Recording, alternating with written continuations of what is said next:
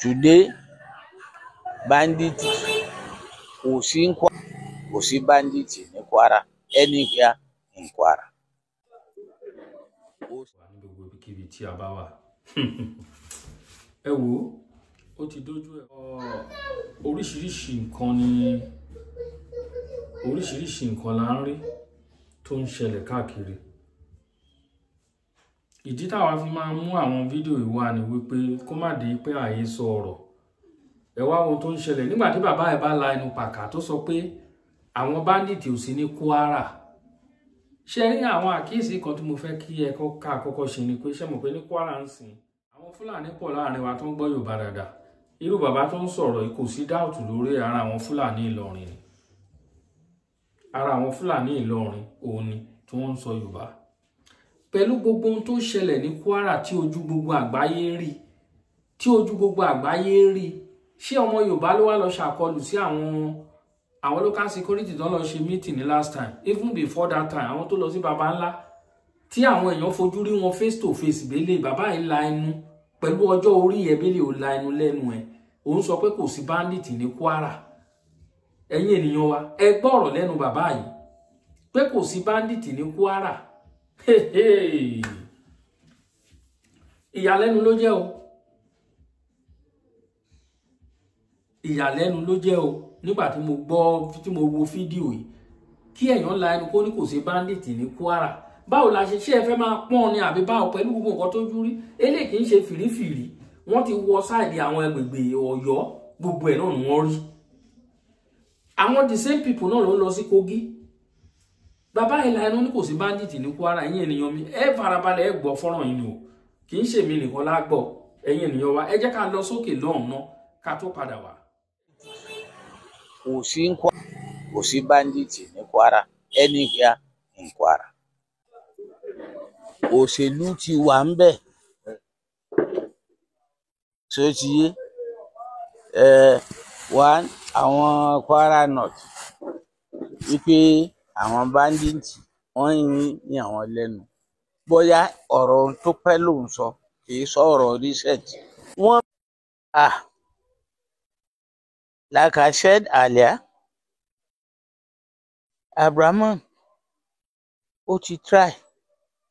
Mo sọ lẹ́ẹ̀kan pé bó bá jẹ́ pé the type of action tí Rahman gbé ní Kwara ni wọ́n ti gbé ní other states tí bandits ti ṣẹlẹ̀, probably there will be no more bandits in Nigeria. I told you, despite the internal effort, he requested for support from the federal government. Federal government des fún ní support. Wọ́n mú second mechanized kíní kan Ìbàdàn. Pé yóò ṣe tó jẹ́ pé òun ní headquarter Sobi. The president wọ́n gba nǹkan tí Rahman suggest tó wí wọ́n sì move wọn láti Ìbàdàn. Ìbàdàn tí wọ́n move tí wọ́n wà wọn. Anyway, ẹnu mi ó gbọ́dọ̀ wà. Ó ní tí mo lè sọ àmọ́ kò sí bandit mọ́ ní Kwara. Through the effort of Abraman, and everybody must give kudos to him. That's why we spoke on the radio and paper lánàá àbíjẹta tá a fi fún ní kudos. Today, bandit kò sí ní Kwara. Béèyàn bá sì tún wá báwọn míì bá tún wá wọ́n pàdé very fierce attack problem tí wọ́n bá tún wá nísìn nítorí àwọn tí wọ́n kó àwọn ò tiẹ̀ lọ The soldiers are there, and they have taken it as a war. Igbe a fẹ́ mú yàn kọ́. Subhana rabbika nfẹ́ kọjá bẹ̀ wọn. Àmọ́ lọ́wọ́ tá à ń sọ̀rọ̀ yìí o, kò sí bandit ní Kwara, anywhere in Kwara. Akunle Suleiman. Mo rò pé ibi tí ó yé e mọ́ àti bó ṣe mọ̀mọ́ iná ló sọ. Ó dùn mí pé mi ò ní statistics lọ́wọ́ ní ìgbà tí Rahman kọ́kọ́ wọlé first term. Owó gbèsè tá a bá ńlẹ̀ àti owó salary arrears, owó tí wọ́n jẹ lẹ̀ tá ń pè ní gẹ́rígẹ́dì, tó jẹ́ pé wọ́n sanwó àbọ̀ fóṣìṣẹ́, abágbèsè rẹ̀ ńlẹ̀ tó pọ̀. Àwọn pension, ṣé ẹni tí ò rí full salary gbà iná ni ó rí pension gbà? Wọ́n wá jẹ pension kalẹ̀ láti bí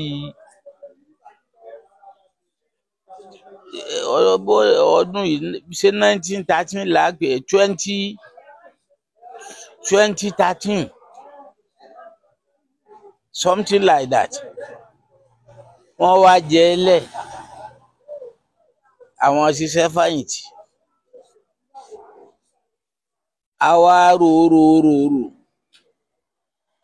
The present governor ó set up committee pé bó la lè ṣe. Wọ́n wá ní kí wọ́n bẹ̀rẹ̀ láti 13 kí wọ́n máa san bọ̀. Wọ́n sì bẹ̀rẹ̀ sí í san, àmọ́ kò ṣeé san lẹ́ẹ̀kan ṣoṣo nítorí èèyàn ti pọ̀ jù. Gbèsè tí wọ́n jẹ lẹ̀ ó yìí kù dì sí o. Àwọn Sàràkí wọ́n jẹ gbèsè o. Rahman wá, àwọn kọmitì wá wọ́kọ̀ àti fọ́múlà, wọ́n mọ̀ san certain percentage fáwọn kan. So níbi wọ́n ti ń san, naturally àwọn èèyàn náà ni wọ́n ń bẹ ń bẹ̀. Wọ́n ń san, àmọ́ wọn ò san bí wọ́n ṣe ní kí wọ́n mọ̀ san, kó jẹ́ pé wọ́n parí ẹni tí wọ́n jẹ ní 2013 kí wọ́n parí tiẹ̀ kí wọ́n tó bọ́ sí 2014 à ń ṣe labour. Nítorí táwọn náà jẹ́ human being, wọ́n ń san bọ́ra wọn láàrin.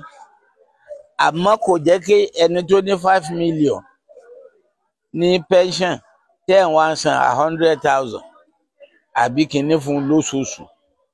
The government is trying to reduce the debt. Àmọ́ wọn ò lè san tẹ́ńtọ́rí àwọn mìíràn ti tún jáde. Àwọn ẹlòmíì, àwọn pensioner mi ò tún dé, wọ́n ò tún kún. So wọn ò lè wí pé kò san. Àmọ́ we will appeal to the governor pé kó rọ́jú tọ́kàn bá dé. Àwọn tó ti pẹ́ yẹn kí wọ́n kílẹ̀ rẹ̀ ká tiẹ̀ wá mọ̀ wọn tí ó kù. Àmọ́ kẹ́nìkan wá sọ pé ẹni èèyàn kan ló jẹ gbèsè òun, ó ní fi bí pa wọ́n. Ẹ mọ̀ pé bó ṣe yé mọ́ ni. Ẹnìkan ló jẹ gbèsè tá à ń wí. So I don't know. Òṣèlú ti wà ń bẹ̀. So ti yé. One, àwọn Kwara North wípé àwọn bandit wọ́n yìn àwọn lẹ́nu. Bóyá ọ̀rọ̀ tó pẹ́ ló ń sọ, kì í sọ̀rọ̀ research. Wọ́n ń bẹ̀rù wípé àwọn bandit ó wà. Ó yàtọ̀ fún pé àwọn bandit wà. àwọn bandits wọ́n ti wá, wọ́n ti dé Patigi, wọ́n ti dé Èdù, wọ́n ti dé Káyàmọ́rí, wọ́n ti dé bólẹ̀ ń pè Bàrùté, bẹ́ẹ̀ wọ́n ti rúùtì gbogbo wọn out tí community ti settle back. Àwọn sójà tí wọ́n múùvù láti Ìbàdàn tí wọ́n lọ gbogbo area yẹn, àwa náà rí wọn, òru ni wọ́n ń kọjá. Gbogbo àwọn tó dẹ̀ wà ń bẹ̀ yẹn pẹ̀lú rìpọ́ọ̀tù tá a gbà látọ̀dọ̀ wọn, they are okay, wọ́n ń dúpẹ́ ni. Bóòlù ní oníkíní kan mọ̀ gbé nǹkan tí ò rí. Ṣé bí ilẹ̀ yìí ló wà táwọn olùsí ọmọ àlè kan tí wọ́n sọ sóríṣiríṣi pé wọ́n ń bẹ lẹ́yẹ ń kọrin, wọ́n ń bẹ lẹ́gbẹ̀jìlá, wọ́n ń bẹ lógèlé. Why doing that? Tí nǹkan kan ò sí, tí ò sí nǹkan kan lógèlé. Ògèlé ń bẹ wọn, àwọn ẹbí mi pọ̀ ń bẹ. Ààrẹ Ògèlé gan láti yàyín ló ti kó orí èkó ní. Bí kankan yín bá ta immediately láàgbọ̀. Ẹnìkan sì ni wọ́n wà lógèlé. So I think the government in Kwara has tried to make sure that insecurity in Kwara is a thing of the past. Àbí báwọn kan bá tún lọ rí gúrúùpù tí wọ́n bá wá, kìí ṣàwọn tó wà ní wọ́n jẹ́ ń sọ̀rọ̀ kọjá ibi tó ti yẹ. Náà mọ̀ tó nídìí pé kí n sọ fún ọ.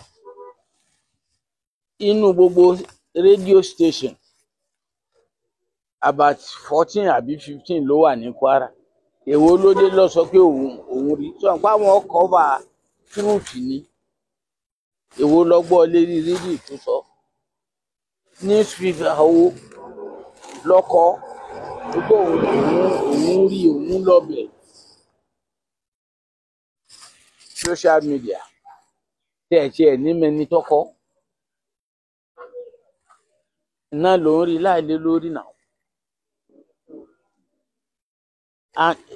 Wọ́n máa ṣàkúléètì nǹkan tí ò rí bẹ́ẹ̀. Eléyìí a ti rí i pé handwork àwọn olóṣèlú ni. Wípé ẹgbẹ́ sí ẹ̀kọ́ ti dókèlè ẹ̀kọ́ ò ti dé kínní. Wọ́n wá kírèsì panic sọ́kàn aráàlú. What they want to achieve ni pé bí ìlú ọba fọkàn balẹ̀, wọn ò ní láìkí ìjọba tó wà ní kínní ọ̀tán. That's what they want to achieve. And suggestion has come. Anybody kódà bó bá ṣe wọ̀ lọ́kọ kínní kan pé wọ́n ti débì kan, wọ́n ó mú ọ, they can trace you, ó track ẹ̀, wọ́n ó mú ọ, tí wọ́n bá sì mú ọ, àfi kó mú wọn dé ibi tí wọ́n wà, lérí àti ọba ti ní wọ́n wà. That is what is going on.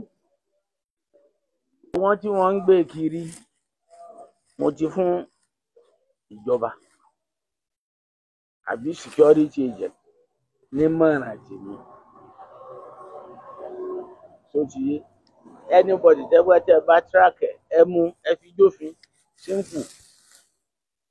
Tí wọ́n bá ti gbé kiri, ẹni tó bá sọ bẹ́ẹ̀ àfi kó mú ọ dé ibẹ̀ ibi tí wọ́n wà gangan.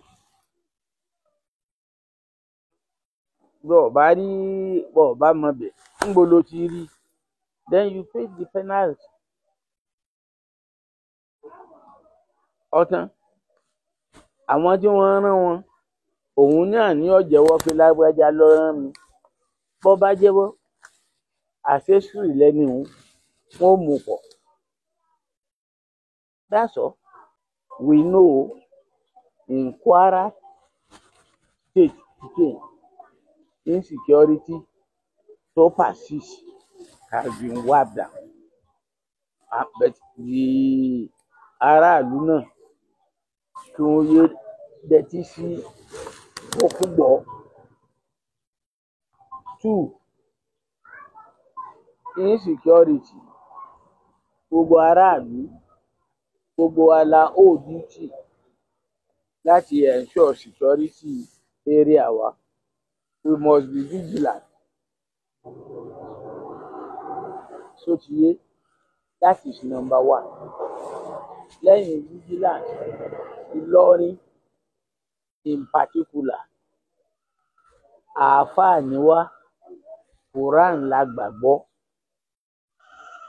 òun ni idà táwa fi jagun. Àwọn tó nílùú, àwọn kan lọ́lọ́run jogún ilẹ̀ yìí fún. Wọ́n mọ̀ gbéṣẹ̀ táwọn àgbàlagbà tí wọ́n gbé, tí wọ́n gbé gbéṣẹ̀ tó yẹ kí wọ́n gbé. Another set of group of bandits wọ́n ti wọ Nàìjíríà.